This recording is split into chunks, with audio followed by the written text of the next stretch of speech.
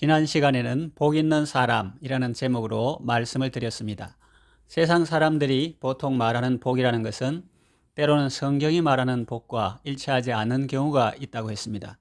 세상은 국책 사업의 사업자로 지명되면 복이라 하겠지만 그것이 하나님의 말씀에 위배되는 일을 하는 것이라면 저주라고 했습니다. 세상은 수단 방법을 가리지 않고 권력을 얻는 것을 성공했다고 하지만 형제들을 죽이고 불의한 방법으로 왕이 되는 것은 결코 복이 될 수 없다고 했습니다. 그리고 권력의 힘으로 성실한 백성의 땅을 빼앗고 재산을 탈취하는 것은 복이 아니라 악한 것이며 반드시 심판을 받게 된다는 것을 보았습니다. 무엇이 복이 아닌가를 살펴보았죠. 이 시간에는 그렇다면 성경이 말하는 복은 어떤 것인지를 살펴보려고 합니다. 성경이 말하는 복은 세상이 생각하는 복을 배제하지 않습니다. 성경이 말하는 복 속에도 재물이 있고 영광이 있고 생명이 있습니다. 부도 있고 장수도 있고 명예도 있습니다. 그런데 성경이 말하는 복은 세상이 생각하는 것 이상입니다. 세상이 생각하는 것보다 더 포괄적이고 근본적인 복이요, 영원한 복이요, 온전한 복입니다. 예를 들면 이런 말씀을 참조할 수 있습니다. 여호와께서 사람에게 재물을 주실 때에는 근심을 겸하여 주시지 않는다고 했습니다. 또 지혜는 부귀가 내게 있고 장구한 재물과 의도 내게 있다고 말합니다. 시편 23편은 하나님을 목자 삼은 자의 복을 말합니다. 예수님은 심령이 가난한 자가 복이 있다고 말씀하십니다. 또 주는 것이 받는 것보다 복되다고 말씀하십니다.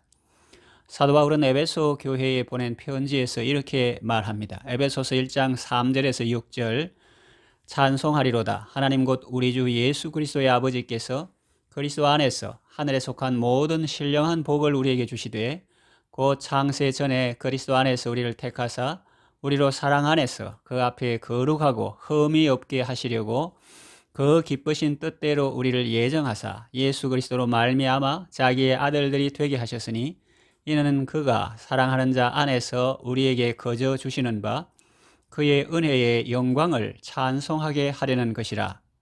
또 사도 베드로는 이렇게 말합니다. 베드로후서 1장 3절 그의 신기한 능력으로 생명과 경건에 속한 모든 것을 우리에게 주셨으니 이는 자기의 영광과 덕으로서 우리를 부르신 이를 알므로 말미암음이라 했습니다.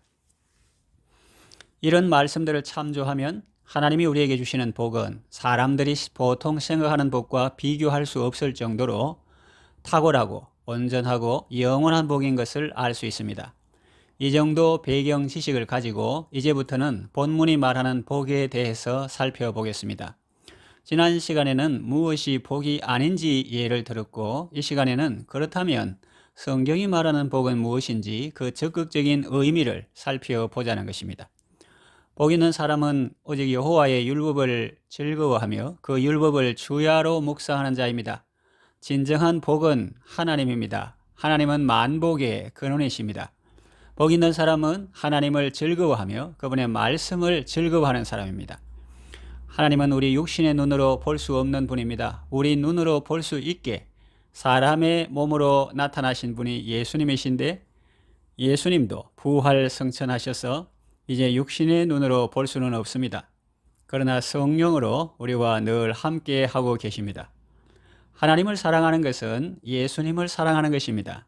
하나님을 사랑하는 자는 하나님이 보내신 자를 사랑합니다. 하나님이 보내신 자는 예수님이죠. 그리고 예수님을 사랑하는 것은 그분의 말씀을 지키는 것입니다. 예수님을 사랑한다고 하면서 그분의 계명을 지키지 않는 사람은 거짓말하는 사람입니다. 예수님은 말씀으로 우리와 함께 하십니다. 성령님은 말씀과 함께 역사하시고 또 말씀을 통해서 역사하십니다. 그러니 성도의 삶에서 하나님의 말씀이 얼마나 중요한가를 알 수 있습니다. 하나님을 기뻐하고 그 말씀을 즐거워하며 매일 자신에게 적용하고 삶 속에서 실천할 때 참 생명의 삶을 살 수 있습니다. 그는 마치 시냇가에 심은 나무와 같습니다. 가뭄이 와도 그 해를 입지 않습니다. 왜냐하면 뿌리에서 변함없이 수분과 양분을 공급받기 때문입니다. 그리스도와 연합하고 하나님의 사랑 안에 믿음 뿌리 내린 성도는 IMF 같은 어려움이 오고 코로나로 인한 어려움이 와도 타격을 받지 않습니다. 어떠한 시련이 오고 역경이 와도 더 푸르고 생생합니다. 왜냐하면 하나님께서 예수 그리스도를 통해서 끊임없이 사랑과 은혜를 공급하시기 때문입니다. 그는 시절을 따라 열매를 맺습니다. 물론 우리나라는 사계절이 있기 때문에 자연적으로 열매 맺는 철이 있죠. 그러나 적도 부근 나라에서는 식물들이 언제나 푸르고 꽃을 피우고 열매를 맺습니다. 시절을 좇아 열매를 맺는다는 의미는 가을에 열매 맺는다는 의미도 되지만 그 이상의 의미도 있습니다. 요한계시록 22장 1절에서 2절 또 그가 수정같이 맑은 생명수의 강을 내게 보이니 하나님과 및 어린 양의 보좌로부터 나와서 길 가운데로 흐르더라. 강 좌우에 생명나무가 있어 12가지 열매를 맺되 달마다 그 열매를 맺고 그 나무 잎사귀들은 만국을 치료하기 위하여 있더라. 이것은 물론 하나님께서 성도들에게 주시는 생명수와 생명나무의 은혜입니다. 여기서 힌트를 얻을 수 있습니다. 복 있는 사람은 생명나무 같은 삶을 살게 됩니다. 잠언에도 지혜자의 말은 생명나무와 같다고 하지 않았습니까? 시절을 좇아 열매를 맺는다. 달마다 그 열매를 맺는다는 의미는 무엇일까요? 그리스도와 연합하고 하나님의 사랑의 뿌리를 내린 성도는 언제나 어디에서나 어떤 상황에서나 열매 맺는 삶을 살게 된다는 것입니다. 참으로 놀랍습니다. 참으로 신기합니다. 그렇다면 이제부터 좀 더 구체적으로 살펴보겠습니다. 이해하기 쉽게 인생의 4계절로 말씀드리겠습니다. 인생의 4계절이라고 했지만 한 계절이 달력상 1년보다 길 수도 있고 때로는 한 달 안에 이런 4계절을 다 맞이할 수도 있습니다. 그 의미만 제대로 파악하면 좋겠습니다. 먼저 인생의 봄입니다. 봄은 추운 겨울이 지나고 씨 뿌리는 계절입니다. 매화나무에 꽃이 피고 개나리 진달래도 피고 만물이 약동하는 계절입니다. 그런데 가난한 사람은 그때쯤 되면 먹을 것이 없습니다. 옛날 진대법이라는 것도 춘궁기에 나라에서 곡식을 백성들에게 빌려주고 추수기에 갚게 하는 제도 아닙니까? 그리고 고개 중에 제일 험한 고개라서 그것을 넘다가 많은 사람이 죽었다는 그 고개가 바로 보리고개 아닙니까? 그런데 하나님의 은혜는 그런 시절에도 사람들을 먹이고 살렸습니다. 하나님을 의지하는 의인은 기근시에도 줄이지 않게 하신다고 시편 기자는 노래합니다. 늦가을에 상추 씨를 뿌렸는데 겨우내 얼어 죽지 않고 살아 있었습니다. 서로 촘촘하게 붙어서 서로의 의지가 되어 추위를 이겨냈습니다. 초봄에 그것들을 흩어서 심었는데 그때부터는 너무나 잘 자랐습니다. 겨울을 이긴 녀석이라 그런지 그 맛이 달고 고소했습니다. 성도들과 지인들에게 나누어 주었는데 시장에서 파는 것과 다르게 너무나 싱싱하고 고소하고 맛이 있다고 했습니다. 신경 써서 보지 않으면 보이지도 않을 그런 작은 씨앗에서 그렇게 크고 건강한 잎이 많이 나오는 것을 보며 정말 신기했습니다. 가진 것이 아무것도 없다고 하실 때 지인을 통해서 무상으로 밭을 경작하게 하시고 씨 뿌려 거두게 하시고 나누게 하신 하나님이 너무 놀라웠고 그래서 참 감사와 찬송으로 살았습니다. 봄이 지나면 여름이 옵니다. 요즘은 2계절만 있다고 할 정도로 무더위는 깁니다. 성하의 계절, 장하의 계절, 맹하의 계절이죠. 시골 밭에서 일하다 보면 안내 방송이 흘러나옵니다. 날씨가 무더우니 과로를 피하고 그늘에서 쉬어가라고 하라고. 밭에 가서 컨테이너 농막에 처음 들어갈 때는 덥고 답답함을 느낍니다. 그러나 땡볕에서 한참 일하다가 들어와서 점심을 먹을 때는 그곳이 오히려 시원함을 느낍니다. 저는 여름에 밭에서 나무들을 보면서 감탄합니다. 사람들은 무더워서 힘들어하는데 나무들은 오히려 그 빛과 열기와 물을 양식 삼아서 쑥쑥 자라고 있으니 신기할 따름입니다. 인생에 가을이 있습니다. 열매가 물어있고 수확하는 계절입니다. 장마가 길어지고 태풍이 오면 애써 가꾼 열매가 떨어질 수 있습니다. 그러나 하나님께서 은혜를 주시면 장마나 태풍이 지나가도 낙과되지 않고 끝까지 좋은 열매를 맺을 수 있습니다. 인생에 겨울이 있습니다. 무성했던 나무는 잎을 다 떨어뜨리고 맨몸으로 남아 있습니다. 찬바람이 불기 시작합니다. 겨울에는 아무것도 보이지 않습니다. 그러나 자세히 보면 눈 밑에 봄이 와 있습니다. 냉이와 선박이는 뿌리를 깊이 내리고 향긋한 냄새를 조용히 풍기며 자라고 있습니다. 그 춥고 힘든 시절에도 땅속에서 자라는 열매가 있습니다. 마늘과 양파죠. 그 마늘과 양파가 음식을 만드는 데 얼마나 요긴하겠습니까? 사람을 건강하게 만드는 좋은 식재료입니다. 나무의 나이테는 폭이 좁지만 단단한 심재를 이룹니다. 여름에는 폭이 넓은 대신 연해서 연재라고 하죠. 인생도 겨울에는 속이 깊어지고 단단해집니다. 신기하게도 더위나 추위는 사람에게는 불편하지만 과일이나 채소는 그것 때문에 당도가 생기는 것 같습니다. 조개에 이물질이 들어왔을 때 그것을 극복하는 과정에서 진주가 생기는 것처럼 사람도 고난과 역경을 통과하면서 그 인격이 더욱 아름답고 가치 있게 변해가는 것이 아니겠습니까? 페니 제이 크로스비 여사님은 몸이 아픈 가운데서도 많은 찬송시를 작시한 사람입니다.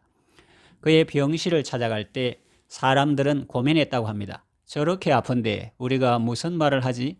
어떤 말도 위로가 안 될 거야. 그렇게 생각하면서 병실로 들어갔는데 들어가자마자 그들의 그 생각이 기우였다는 것을 알게 되었습니다. 그 병실에 들어서는 순간 그들은 온화함과 따스함을 느꼈습니다.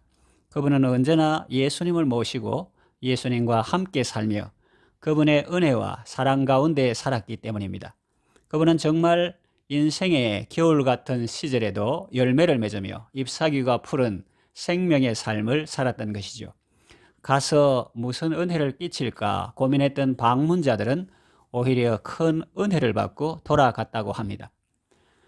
사람들은 열매를 맺는다고 하면 눈에 보이는 것만 생각하는 경향이 있습니다. 그래서 수십 년을 선교지에서 기도하고 사랑으로 섬겨도 한 영혼도 구원하지 못했다고 하면 무시하는 경향이 있습니다. 그리고 그래도 요셉처럼 총리가 되든지 에스더처럼 제국의 왕비가 되든지 모르드게처럼 왕의 상을 받든지 해야 열매를 맺은 것이라고 생각합니다. 그러나 여러분 기억하시기 바랍니다. 그리스도와 연합하고 하나님의 사랑 안에 뿌리 내린 사람은 언제나 어디에서나 어떤 상황에서나 그 상황에 적합한 아름다운 열매를 맺는다는 사실을 말입니다. 어떤 절망적인 상황 속에 있다 할지라도 우리가 그리스도와 연합이 되어 있다면 하나님의 공급은 계속될 것이고 그러면 그 상황 속에서도 하나님의 사람은 선한 열매를 맺을 것입니다. 크로스비 여사의 병실이 마치 부흥회 현장처럼 되었던 것처럼 말이죠. 그리스도와 연합이 끊어진 사람은 아무리 좋은 환경에 있어도 열매를 맺을 수 없습니다. 사람이 나를 떠나서는 아무것도 할 수 없다고 예수님이 말씀하신 그대로입니다. 그러나 그리스도와 연합된 사람은 어떤 환경에 던져져도 그 속에서 열매를 맺고 하나님을 영화롭게 합니다. 다니엘의 씨 친구는 풀무불 속에 들어가서도 그 속에서 주님과 연합함으로 바깥에 있는 왕을 비롯한 사람들에게 하나님의 살아계심과 역사하심을 생생히 보여주었습니다. 다니엘은 사자굴 속에 들어가서도 하나님의 살아계심과 신실하심과 보호하심을 생생히 보여주었습니다. 요셉은 보디발의 아내가 보는 사람이 아무도 없다고 하며 유혹할 때도 시냇가에 심은 나무처럼 그 신앙의 기세가 마르거나 꺾이지 않았습니다. 하나님의 사람들은 그들의 인생에 여름이 찾아왔든지 가을이 찾아왔든지 아니면 겨울이 찾아왔든지 봄이 찾아왔든지 상관없이 언제나 시절을 좇아 아름다운 신앙의 열매를 맺었습니다.